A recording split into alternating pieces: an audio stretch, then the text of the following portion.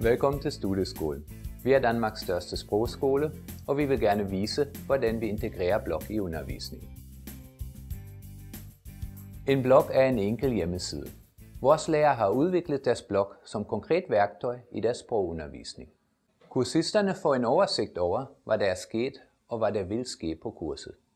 De får også nem adgang til supplerende materiale, links, video og lydfiler. Konkret betyder det, at vi altid har et levende mødested til rådighed. Så gik vi i gang og afprøvede bloggen på 22 kurser i 6 måneder. Vi er 10 lærere, der deltager i forsøget. Før bloggen var jeg nødt til at bære bøger og tusindvis af kopier.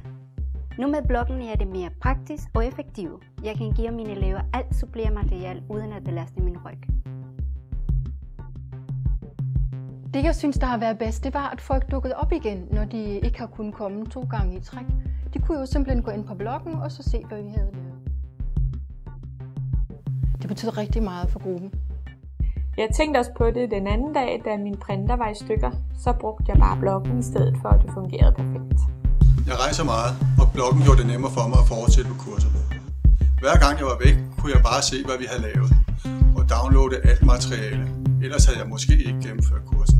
Det er nemt og driftssikkert at bruge bloggen, og det giver mig også en bedre tilknytning til kurset. Bloggen hjælper med at holde materiale og deltagerne sammen. Fremover skal bloggen være et virtuelt bibliotek for alle kurser på studieskolen.